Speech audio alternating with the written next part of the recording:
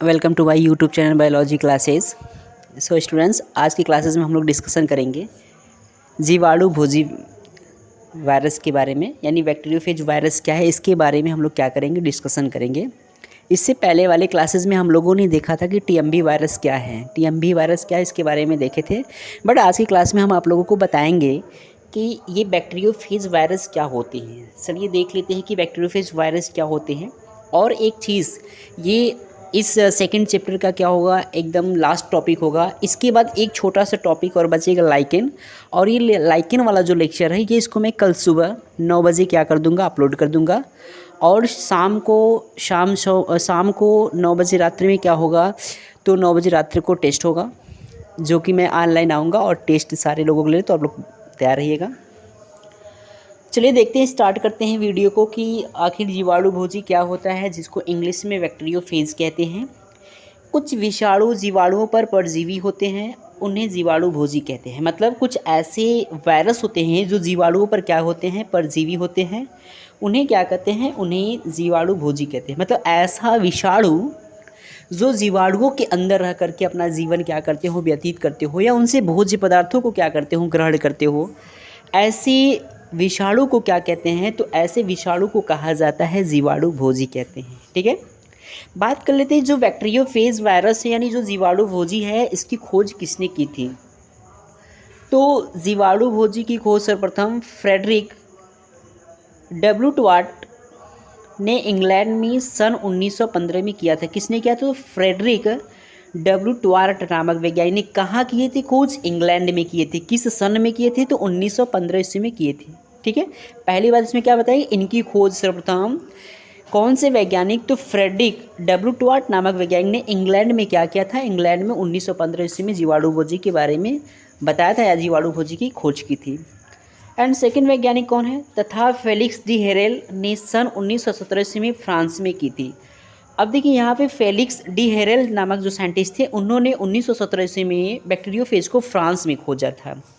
अब यहाँ पे देखिए दो प्रश्न बनेंगे। सबसे पहले बैक्टीरियोफेज को किस देश में खोजा गया था, तो यहाँ बताएंगे कि इंग्लैंड में क्या किया गया था, खोज किया गया था। वो भी किसके द्वारा किया गया था, तो फ्रेडरिक डब्ल्यू ट्वार्ट के द्वारा किया गया था। किस सन में किया था? 1915 ईस्वी में किया गया था। और दूसरा क्या बताएंगे, दूसरा जो होता है इसमें जो फेलिक्स डी हेरेल है, इन्होंने फ्रांस में किया था 1917 ईस्वी में। ठीक है, अब हम इसके आगे बात कर लेते हैं जीवाणु की, कुछ और बातें जीवाणु भोजी की। जीवाणु भोजी क्या होते हैं, प्रायः अविकल्पी होते हैं। अविकल्पी क्या होते हैं, आपको बताया गया है, विकल्पी अविकल्पी ये सब बताया गया था श्वसन के प्रकार में। तो बेसिकली जो जीवाणु भोजी होते हैं ये अविकल्पी परजीवी होते हैं, तथा प्रकृति में ये उन सभी जगहों पर पाए जाते हैं जहाँ पर जीवाणु क्या होते हैं, पाए जाते हैं। मतलब ये नेचर में ऐसे जगहों पर पाए जाते हैं, प्राकृतिक में ऐसे जगहों पर पाए जाते हैं जहाँ पर जीवाणु क्या होते हो, पाए जाते हो, वहीं पर ये बैक्टीरियोफेज वायरस पाए जाते हैं।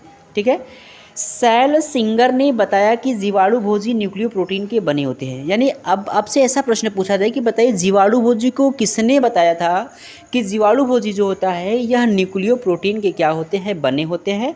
तो सेल सिंगर नामक वैज्ञानिक थे। सेल सिंगर नामक वैज्ञानिक ने यही बात बताया था कि जीवाणु भोजी जो होता है वो न्यूक्लियो प्रोटीन का क्या होता है, तो न्यूक्लियो प्रोटीन का बना होता है। ठीक है, अब हम बात कर लेते हैं जीवाणु भोजी के आकार की एवं संगठन के बारे में। मतलब इसको इंग्लिश में क्या कहते हैं, morphology and chemical composition of bacteria.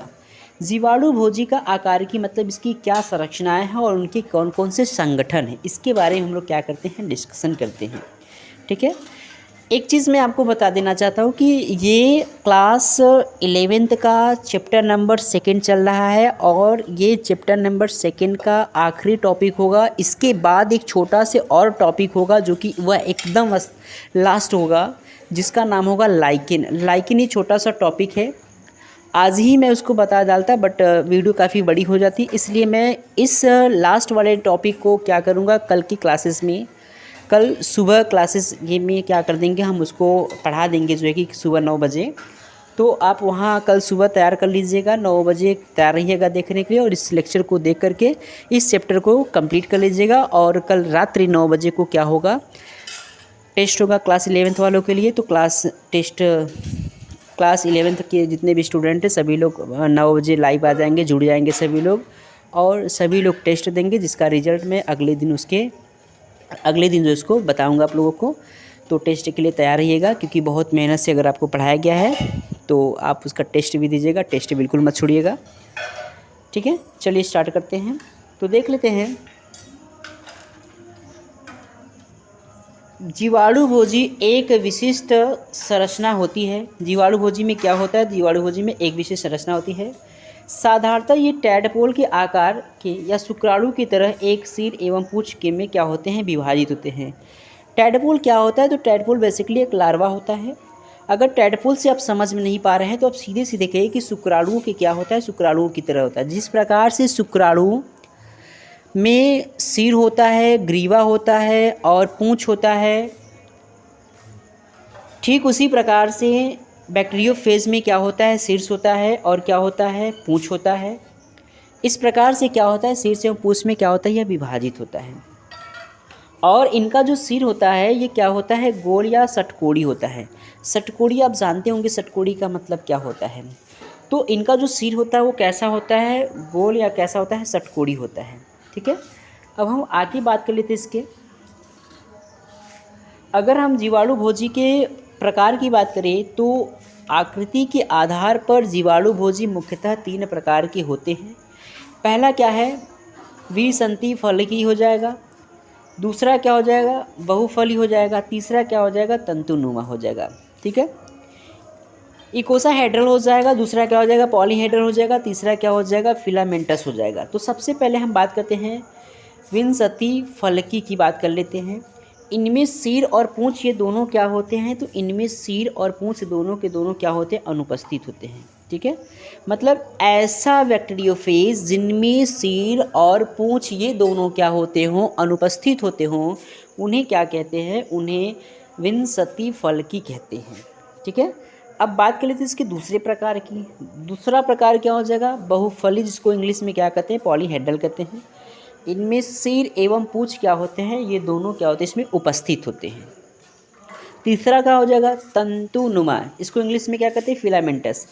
कुछ विभोजियों में विषमती फल सिर लंबाई जो होते हैं, सिर की जो लंबाई होती है उसकी चौड़ाई से क्या होता है? अधिक। यानी इसमें जो सिर होता है वो क्या होता है? उसकी लंबाई जो होती है, सिर की जो लंबाई होती है उसकी चौड़ाई से क्या होता है? कुछ ज़्यादा ही होता है। और इनमें पूंछ क्या होती है? इनमें पूंछ जो होता है अत्यधिक क्या होती है? छोटी होती है, ठीक है। तो ये बात रही बैक्टीरियोफेज की क्या चीज़, तो बैक्टीरियोफेज के बारे में रही। अब हम आप पूछेंगे आपसे प्रश्न, कुछ इंपॉर्टेंट प्रश्न के बारे में, जिसका आंसर आप कमेंट बॉक्स में लिख करके बताएंगे। सबसे पहला प्रश्न है टीएमबी का फुल फॉर्म क्या होता है? टीएमबी का पूरा नाम क्या होता है? इसके बारे में। उसके बाद दूसरा क्या हो जाएगा? दूसरा हो जाएगा कैप्सिड किसे कहते हैं। तीसरा क्या हो जाएगा? टीएमबी की खोज किसने किया। इन तीनों क्वेश्चन का जो आंसर है आप क्या करेंगे? कमेंट बॉक्स में लिखेंगे।